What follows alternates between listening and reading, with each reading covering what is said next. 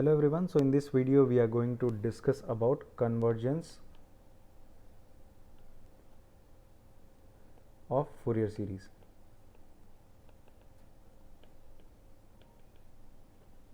So this is the topic for this video. So in the previous videos we came across a representation of periodic signal in form of complex exponential. So we have taken an alternative approach of representing some signals in terms of complex exponential.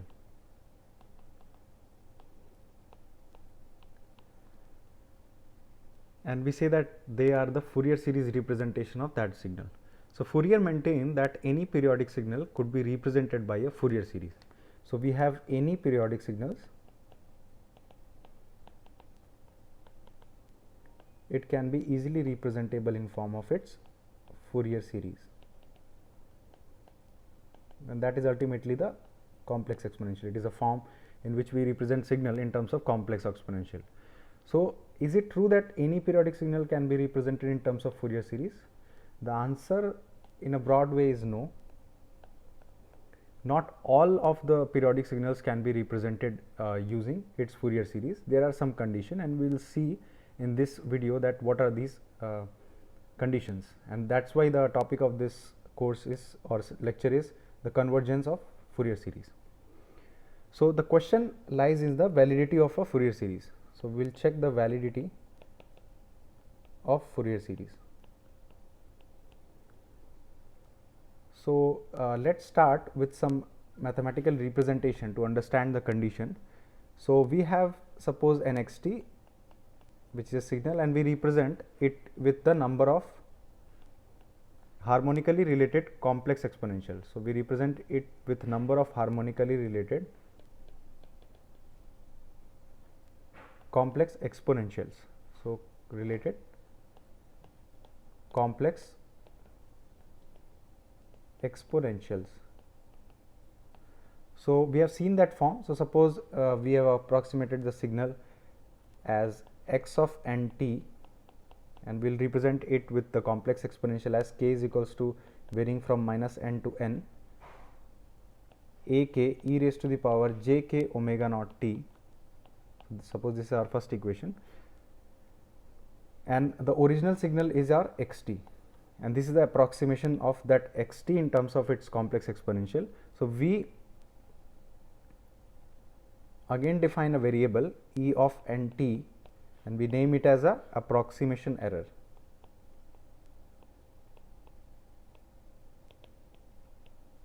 So e of n t is the approximation error, and how it is defined? It is defined as the difference between the x t and x of n t,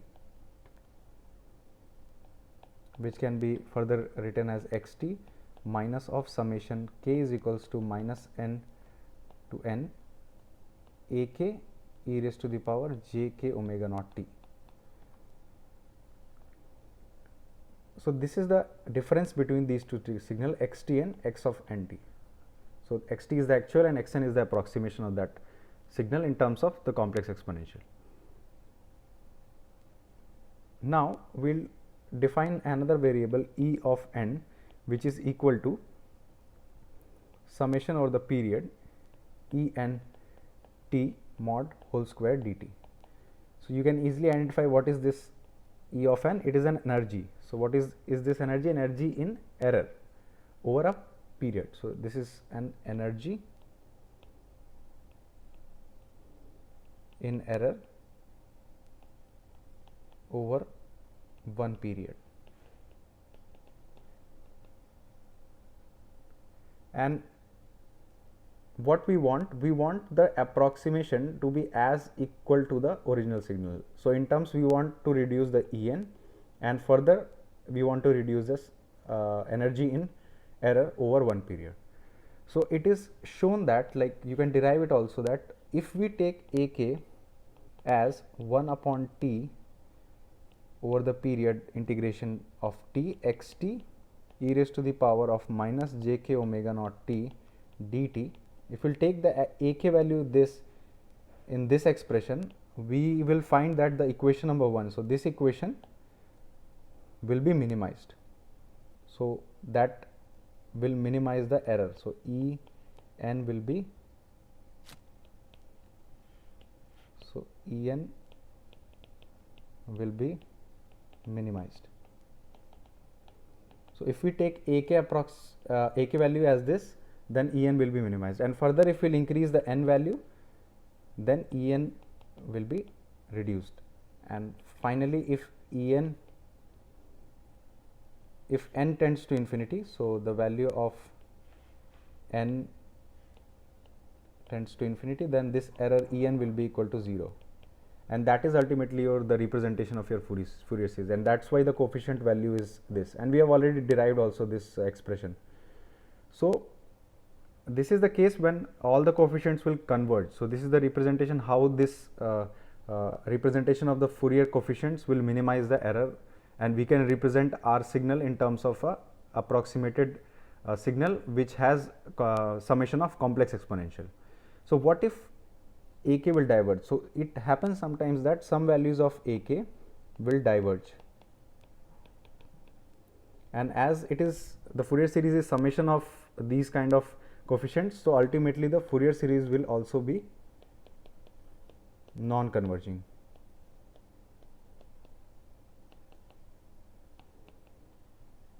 So we will see that what are the cases when it will not converge. So Dirichlet developed some conditions so that if the signal will satisfy that condition, then AK will be converging, and so that we can represent that signal in terms of the Fourier series. So let's discuss about the Dirichlet conditions. So there are 3 such conditions. So we'll discuss about Dirichlets condition. So these conditions comprise of 3 of such conditions. So we will see them one by one. So Dirichlet says that the first condition says that over a period the signal xt must be absolutely integrable. So over a period the signal xt must be absolutely integrable. So in mathematical terms, how we can understand is that we have our xt. So if we will take the mod square of this function and integrate it over a period, it should be less than infinite. And why this condition says that if this satisfies, then our coefficients will also not diverge, or we can represent the signal in Fourier series. We can easily get the notion of this, as in we know that AK represents as 1 up by t integration over a period of t x of t e raised to the power minus jk omega naught t dt. Now if we will take the mod of AK, it will be less than equal to 1 by t integration over a period of t x t e raised to the power minus jk omega naught t mod dt, and that will be basically equal to 1 by t summation over t x t dt, because mod of this value will be 1. And since we have told that the input signal is absolutely integrable, so this satisfies that our integration of p of x of t mod dt will be less than infinite. So this quantity will be less than infinity. So ultimately what we will get? We will get that our AK is less than infinite. So if AK will not diverge, we can represent all of our coefficients in that will not diverge, and we can represent the signal in terms of its Fourier series. So can we guess any periodic signal which violates this condition? So yes, we have one example. So if we will take a periodic signal xt which has a value of 1 by t in a range of t varying from 0 to 1. So we have x of t whose value is varying from 0 to 1, and in this period it is represented by 1 over t, and the period of this function is 1.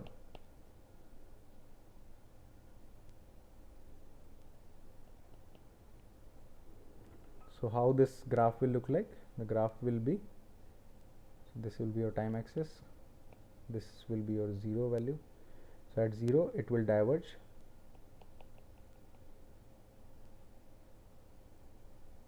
For 1 it will be at 1 value, similarly, and it will repeat it for further all the period.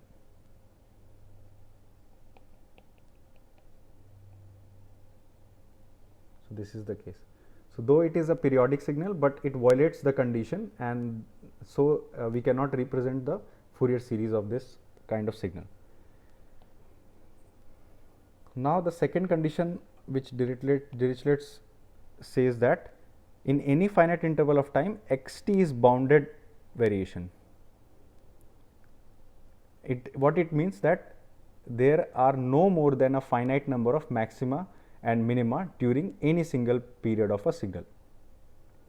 So we cannot have infinite maxima or minima over a period. So this is not allowed. So the signal must have finite number of maxima and minima over a period.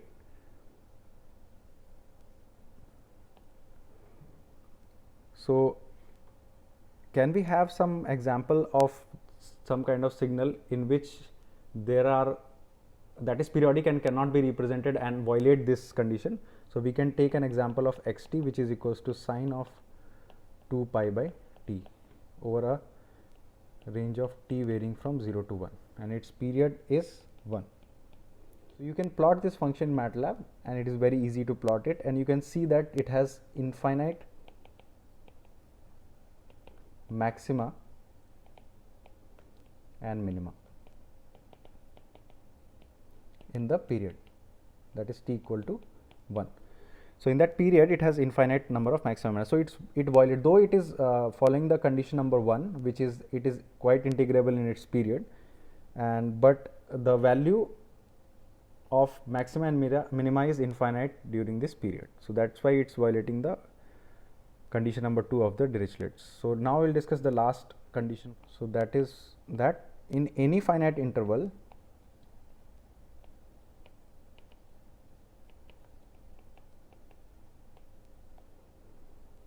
of time there are only a finite number of discontinuities.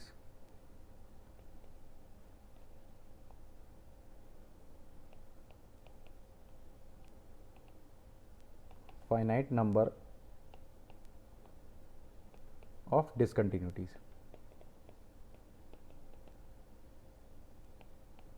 So these are the three conditions that must be followed to get the Fourier series.